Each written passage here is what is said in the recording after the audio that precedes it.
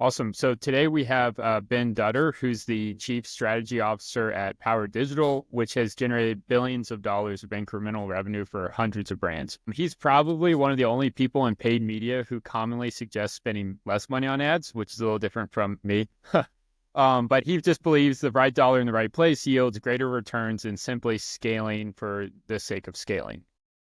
So with that, we're super excited to have you. I mean, I think I kind of see you as one of the key thought leaders in the space around measurement. So I really want to ask you a lot of questions around that. So really the first question is something that we commonly talk about is MTA and MMM with our clients. But I know there's a lot of kind of conjecture around this as well as a lot of people kind of misunderstanding what these tools do. I wanted to ask you, based on your experience and knowledge, what's your biggest pet peeve when you hear people talking about MTA and MMM? Yeah, good question, and happy to be here. I think in measurement, the purpose of measurement is to get information, and the purpose of that information is so that you can make a better decision, right? So by proxy, the purpose of measurement is to make better decisions. I think that's a fair summary for most people. The reason why I start there with it being a pet peeve of mine is usually people conflate trackability with causality. And what I mean Yeah. by that is just because something is visible and some dashboard that looks very convincing is telling you A led to B led to C, doesn't actually mean that that had a definitive impact on the person, didn't cause and affect their activity. So the simplest example is just because something and an MTA tells me has a high ROAS, attributed return on ad spend, means that those ad dollars actually created net new incremental revenue, right? So MMM then says, okay, well, there's flaws within MTAs because they're all just tracking based, cookie based or IP based or device graph based. How can we layer on some additional smart math? And MMM is definitely a useful tool, just like MTA is. But I think a lot of people have, over the last 2 years, have positioned away from MTA and towards MMM as hopefully it's the next silver bullet that solves their scaling issues, it solves their efficiency issues. And it's just another tool in the toolbox. It's not going to solve your Yeah. problems. There's fundamental marketing flaws probably in your ecosystem that's driving your cost of acquisition up. Yeah, I think too, the silver bullet thing is what it concerns me a lot, is because I do talk to clients about this and they're like, okay, if we only had this, then everything would be figured out and we'll know. And then it's also just the assumption that whatever tool is in place is going to be 100% accurate or going to give you that understanding of causality, which it doesn't. So if you can kind of explain why this isn't a silver bullet too, and like specifically like how brands should think about, maybe both of them, like maybe how do they think about MTA and where that fits and how that's just one tool and what that tool specifically does. And then the same thing for MMM. Yeah, it's a good question. And look, I empathize and sympathize with all the marketers and brands and agency folk out there. I get it's tough. I've been in this business for 18 years. It's hard. Where I grew up, where I first learned, was in an industry where there was no ability to track digital conversions.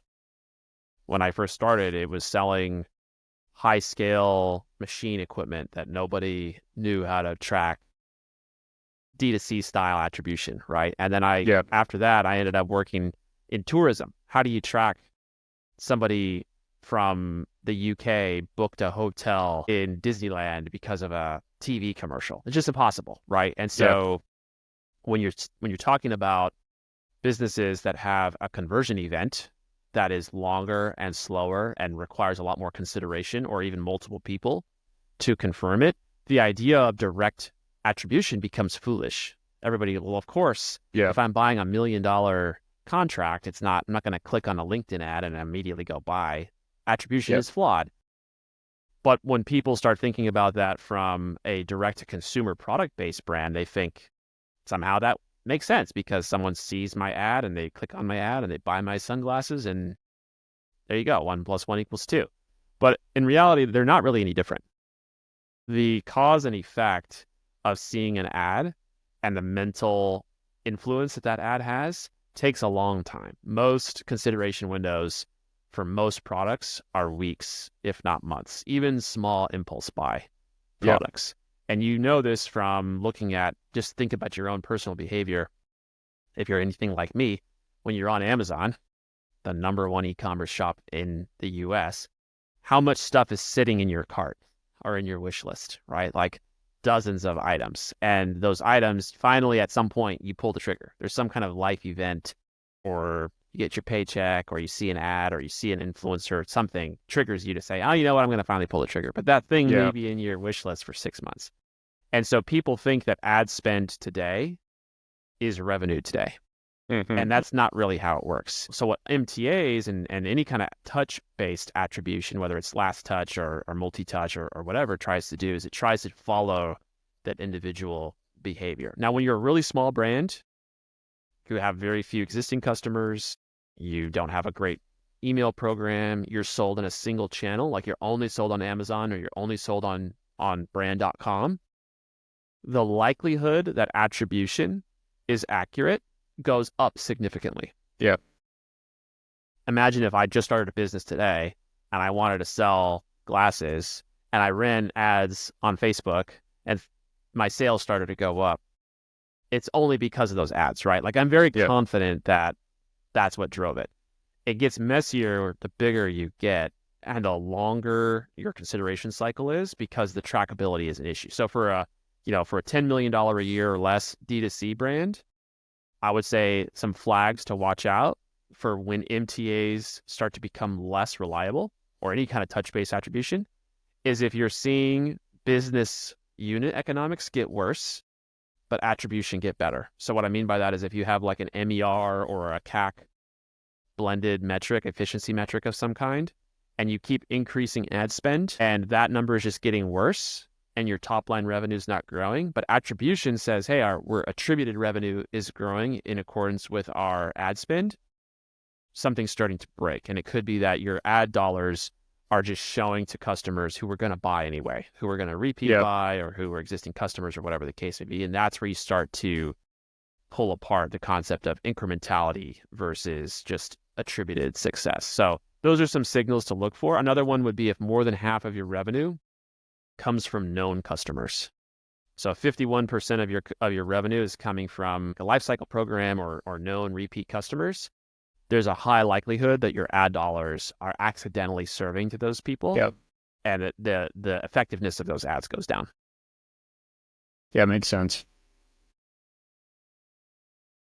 This might actually be a much longer kind of discussion around this, but we focus a lot on lower funnel, last click type sales, right? And we focus too on kind of new customers for that. So we make sure whoever we're bringing in is not already in Shopify, basically. We've hit ceilings with a number of clients now where we just know we've kind of seen that incrementality piece come in where it's like, yeah, we're spending more. It's not really doing too much, or CAC for new customers are getting much higher. You're not getting much more revenue from this additional ad spend. But one thing I've kind of seen across LinkedIn is in Rutherford's like philosophy that he's putting out, what he did with Chubbies. Can you I don't know if you can explain this in a couple of minutes, but can you explain what he's speaking to there when you actually do want to start spending more on brand advertising? So you're bringing net new people into the fold that eventually do become customers and not really kind of falling into this trap around like selection effect where you're basically just advertising to people who would already buy, right? Yeah, absolutely. So Preston's good follow. Go follow him and talk about his $1 billion IPO with Chubbies apparel brand. So what he talks about a lot is an amalgamation of a couple of different concepts that really originated in Europe, which is around mental availability. So there's the Ehrenberg Bass Institute, there's the Byron Sharp School of Thinking, the 95-5 rule. All these concepts essentially just mean that there's a percentage of customers that are low-hanging fruit. There's people who are in the market right now, and there's people who are not in the market right now. And so when you are advertising on a short feedback loop, like a typical Meta or Google optimization window, how many of us optimize towards a one-day click or one-day view conversion cycle, right?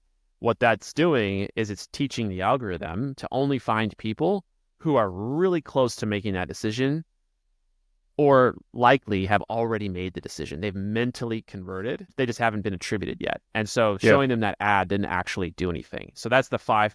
5% of the market is in market at any given time. The other 95% of the market, your potential customer base, they're not the low-hanging fruit customers. they might become potential future customers, but you have to make them aware of your product and your brand in general. You have to make them aware of the specific problem that it solves. And then you have to actually make them aware of the solution that it provides, like the how it solves that problem. Yeah. And so his strategy is around the combination of short-term gains, the performance marketing aspect of how can we acquire revenue today, this week, this month, and do it efficiently and profitably, while also growing the overall mental availability of the brand awareness, the problem awareness, solution awareness for their specific product, and catering to that 95% of the audience that is not in that short feedback loop this week, this month. Okay, awesome. And then I guess on that too, just quickly, how do you, when advertising to that 95%, what tools around measurement are used to determine if that's, those are good dollars spent, basically, right? Because it's really hard for us, like, for me, in my agency, specifically on the performance side, because we have to have some target CAC or immediate ROAS that we're looking at, but we know the value of that, but we can't really justify it to our clients sometimes. It's just hard. So like, what are some measurement tools that you're using to kind of justify that spend? Yeah, so the on the nose answer, which has been the historical method that's been used since forever, since the 60s, 50s, is brand lift studies, or essentially qual quant research, right? I do a survey of a bunch of people, general population of America or whatever I'm advertising in. Do you know this brand? How do you feel about this brand? And then you run this brand campaign for 6 months and you do it again. And then you compare the two results and hopefully you see a lift. 20 out of 100 people didn't, they knew my brand before, and then 40 out of 100 people knew my brand after. I doubled my brand awareness, right? So that's the very on the nose. There's a lot of brand measurement. That's like Nielsen, Ipsos, Kantar, Morning Consult, that kind of universe, right? However, I think it's sort of short-sighted. And what I care about, marketing's job is to make money. That's its job. Yeah. We're sales at scale, right? And so with brand or performance or any kind of marketing, its job is to have an incremental ROI. So I want to try to tie my brand upper funnel media into what's a revenue that it's contributing. MMM is one way to do that, marketing mix modeling, where you're looking at the halo effect or the latency effect of media that was in market that's hard to measure deterministically, like one-to-one tracking over the next 6 to 12 months. What was its effect in the business? MMM is just basically fancy math. So we can get into that, but there's fancy math is one way. The other way, which I think is superior, is through some kind of experimentation-led measurement. So every industry in the world, except for marketing, has unified around measurement being focused on a test and a control group.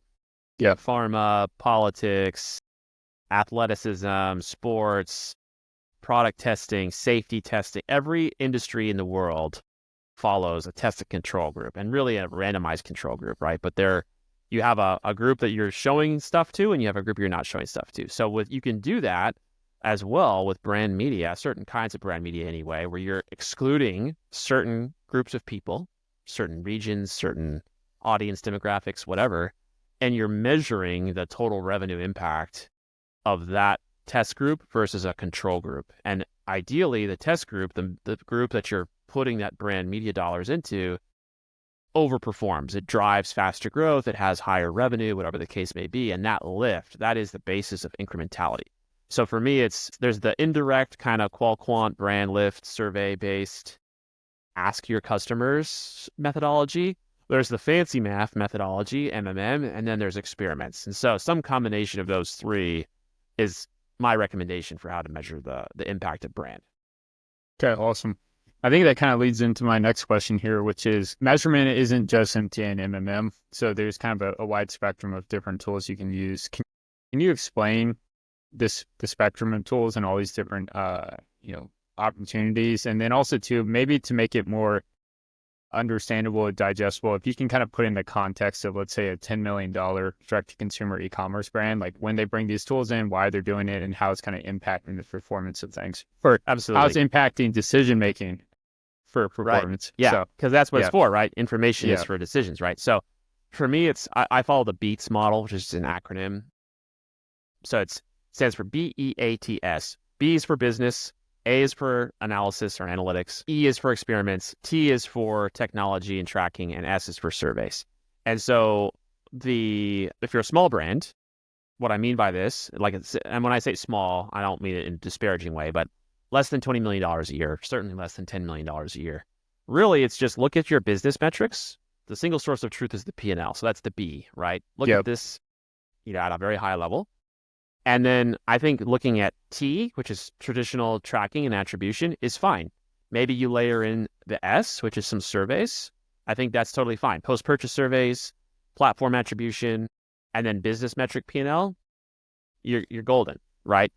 Until those things severely disagree with each other. And it comes back to, again, my business metrics are getting worse. When I say business metrics, I mean things like my profitability, my contribution margin, my MER, my ACoS, my CAC, whatever kind of blended efficiency metric you're looking at.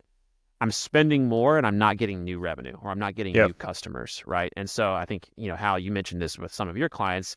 They're hitting this point of diminishing returns where we're continuing to see CAC increase, right? So when that smoke occurs, that's where you start to need to look for fire. And that's where the E and the A come in. E is experiments, A is analysis. And so again, E would be, I'm going to do half of the country, I'm going to turn meta ads off.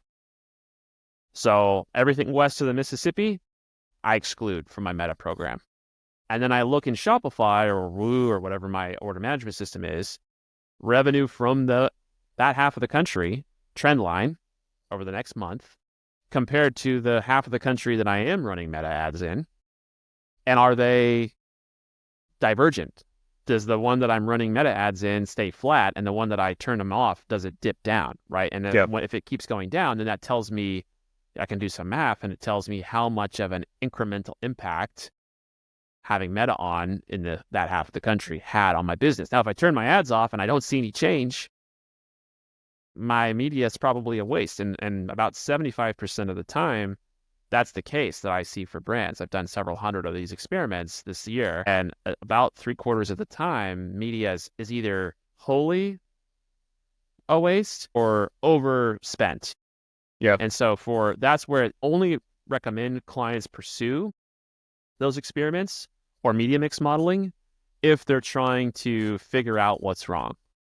If things are growing and your blended media looks good, keep going. You don't need to I don't need to make any different decisions. Keep doing what you're doing. But if you're like, oh my God, my unit economics and my P&L are struggling, that's when you want to start bringing in these more sophisticated measurement types. And so what are those more sophisticated measurement types and decisions are you trying to the two most important types of kind of advanced measurement, in my opinion, are incrementality tests, which are experiments with a tested control group, or causal inference, which, by another name, marketing mix modeling, right? Yeah. And so some tech providers provide solutions for that. There's platforms out there that do both of those things. There are also service providers like Power, where I work, provides that as a service to brands. What you're trying to get out of them usually is two things. Number one, where am I over invested? Or put another way, where am I underperforming from a media impact perspective? That's number one. Number two, what is the ceiling of what I can and should spend in a given tactic or given channel?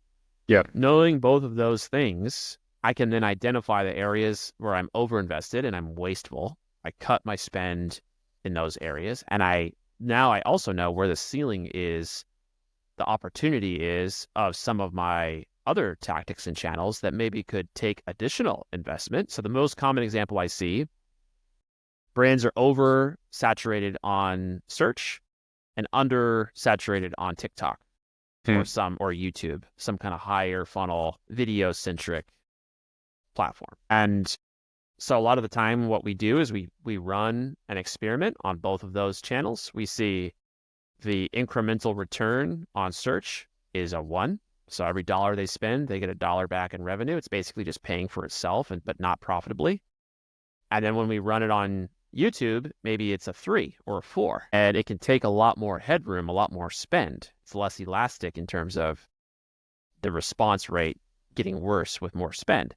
And you do that with media mix modeling, right? And so then I can say, okay, I'm going to cut your search budget by 50%, and all those dollars that I'm saving now, I'm going to reallocate them into YouTube or TikTok, and it's going to grow your top line.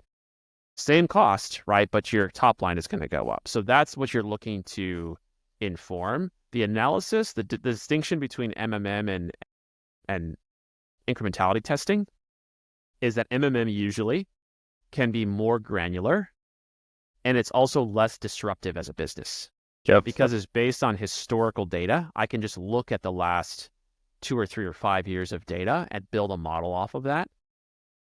The risk of MMM is because it's only retroactive, it does not really understand the current performance, the current snapshot of performance. It can try to factor some of those things in, and there's some tools and methodologies that make it better, but it's by definition retroactive. So you're looking at the history to kind of predict the future. And so it's less current. An incrementality experiment, though, it demands a disruption to the business of some kind. You're turning something off or you're turning something on.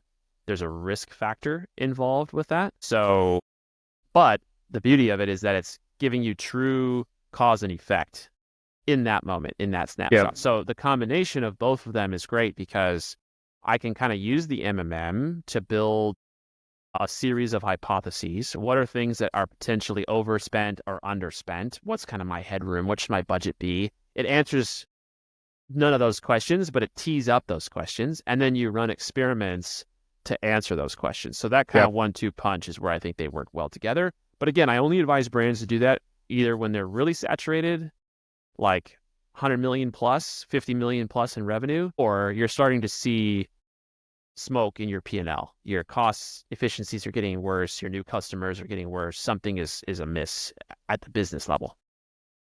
Yeah, so I just want to clarify something because I thought you brought up a really interesting point here, which is you use a measurement tool like MMM to identify a problem, basically. But then you use experiments to answer the question around that problem, right? Or to try to solve for it. And I think like the important thing is they're connected. Like you can't just have a measurement solution, be looking at it and be like, the data is great. It really is forcing you to come up with the decision around how to respond to it. And the best way to do that is then create an experiment. So you actually validate it with like, hopefully what is statistically significant data, right? In like a randomized control test or something like that, where you talk about where you have a control and exposed group too, right?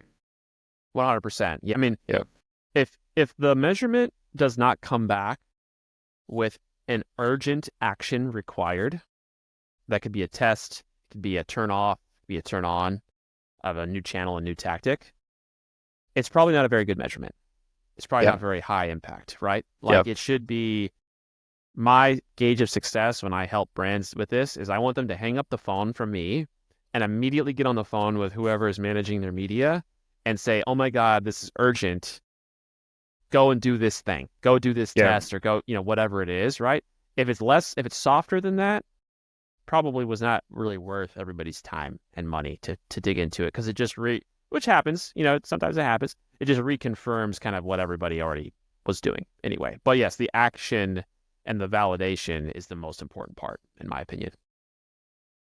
And so, my last question, and we kind of already touched on this, so maybe we might just like ask it a little differently, but can you maybe just walk us through the growth of a D2C e-commerce brand from, first, a couple $1 million to 10 million, maybe to 50 million, and kind of talk through these key inflection points and how their measurement and attribution really needs to change or become more sophisticated through those different milestones, basically. And I think it's most likely revenue, or to your point, something kind of breaking down. But can you kind of walk us through the growth of one of these brands and kind of give us these key inflection points as well as changes?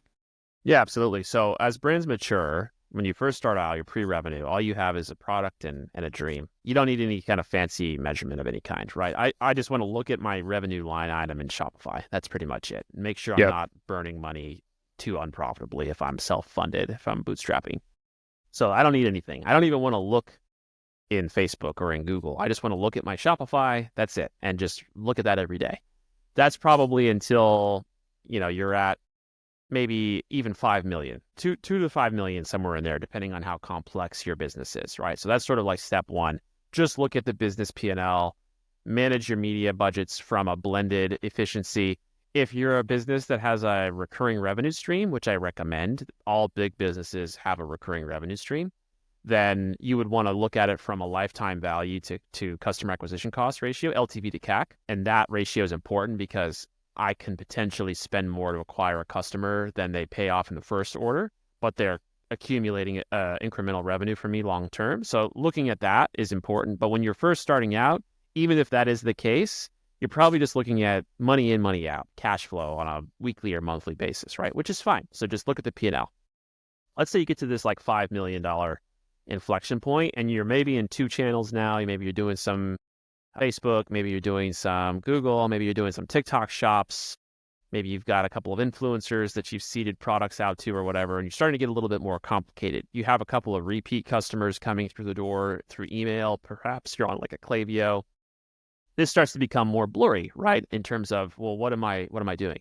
So I would break it down beyond just the P&L, and I would start to look at what's my new customers versus my repeat customers and my new revenue and new revenue efficiency for paid ads versus my repeat revenue and my repeat revenue efficiency for our lifecycle costs, lifecycle sends, things like that, right?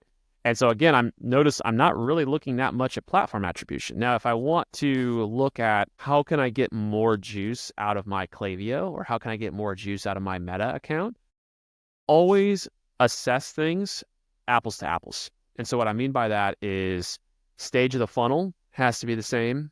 Audience targeting has to be the same.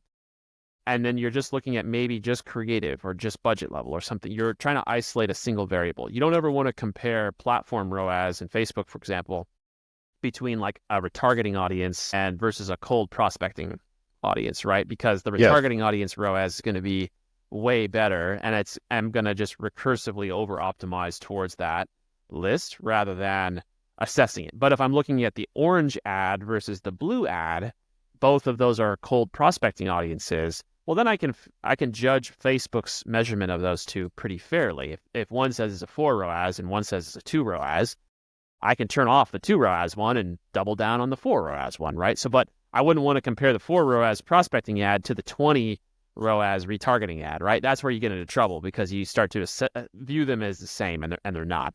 So that's phase one of measurement, right? As you're looking at platforms, you're looking at a little bit more complexity than just the P&L.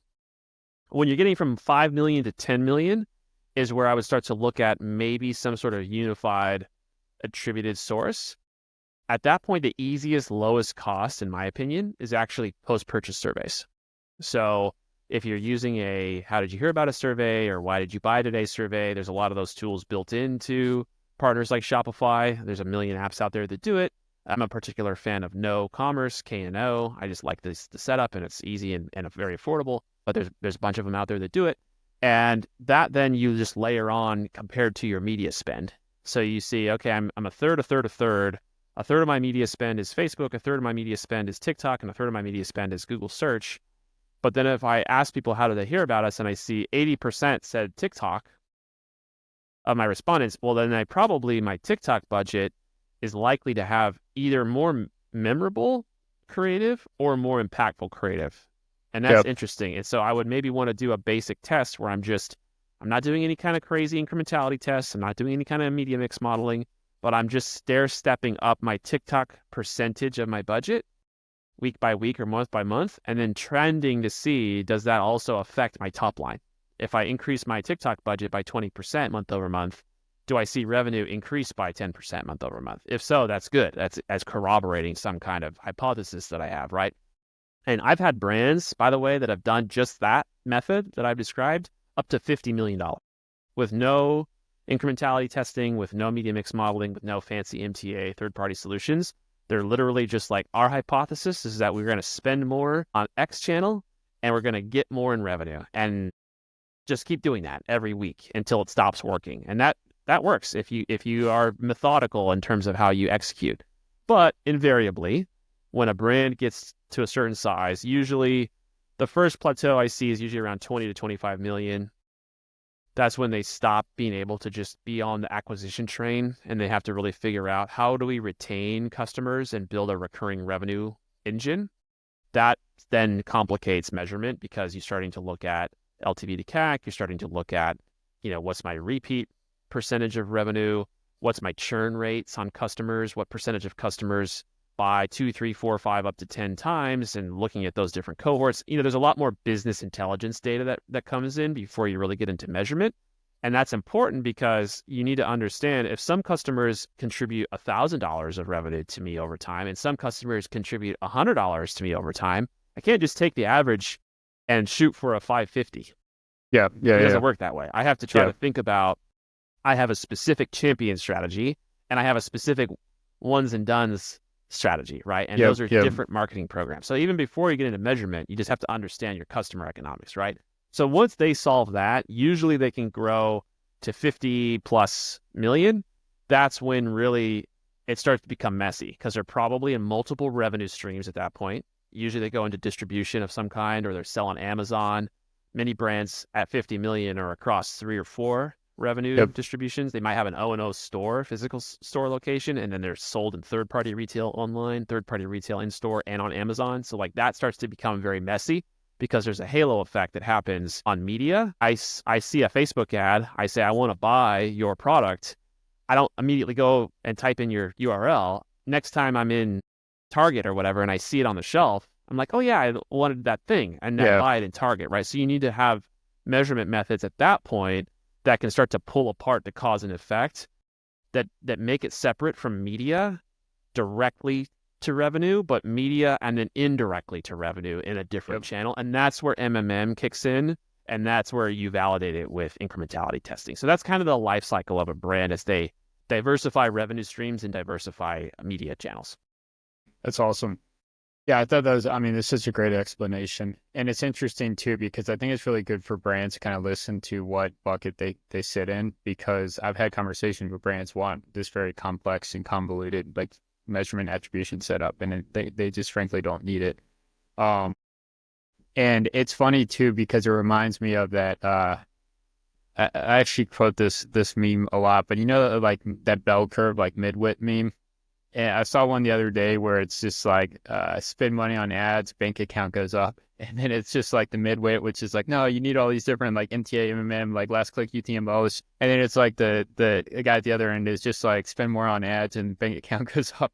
But it seems like in a lot of ways it's kind of like that at some point. But I think that the kind of understanding is, kind of going back to one of your original points, though, is it's just really setting up good ways to experiment and testing, spending more on different channels, and then just seeing the incremental impact of that. And that seems to be like what I'm kind of seeing as the key kind of consistent point through all this. Like, yeah, you can set up all these different tools of measuring this, but at the end of the day, it's just like having a good way to collect the data, make really good decisions in a good kind of environment for experimenting, and then actually being able to see the impact of that experiment to, make better decisions going forward, right? Absolutely. Yeah, you hit the nail on the head. I like to use a lot of analogies, because I think it's easier for people. Imagine you're trying to get buff. You want to get really muscular. How do you measure that?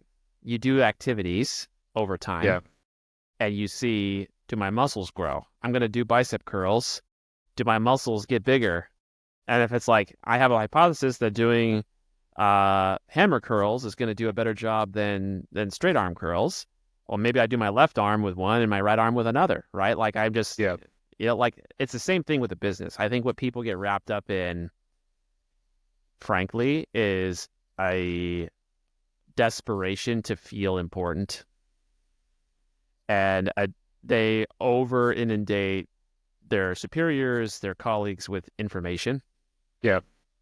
And a lot of that information is not helpful.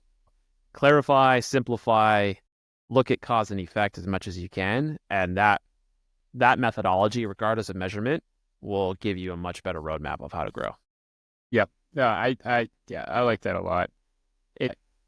That's the thing. It's just that constant theme. The more clarity, the more simplicity you have, the better your like decisions you're able to make, the better you can action certain things, and the better everyone understands things. But I think a lot of people, they want to create all this kind of complication and complexity because they think that's actually doing the better thing. But the complexity just like reduces our ability to make good decisions. And it kind of just creates a lot of, kind of cognitive load in trying to parse through everything. Absolutely. Yeah, I would rather do one action a month if it was the right action Yeah. than 100 actions a month hoping I figure it out. Right. So it's, slow down and think about it from a business perspective. Think about it from the consumer perspective and control for as many variables as you can. And that will give you much more insight than all the complexity and all the tools in the world. Yeah. Awesome. Well, Ben, really appreciate this. This was super insightful and really helpful. And I knew, having you on here, we're going to get in the weeds and be able to really speak to stuff in pretty good detail. So I'm really excited about, this conversation, what we're able to cover here. Is there anything you want to say or anything else before we hop off here? No, I think that's great. Thank you for having me on. If this stuff still sounds crazy and complicated to you, you can reach out to me. I'm very easy to find. I'm the only Ben Dutter in the world, and I can at least give you some pointers, if not potentially offer my services. So, but yeah, thanks for having me on, Hal, and looking forward to seeing some of the clips.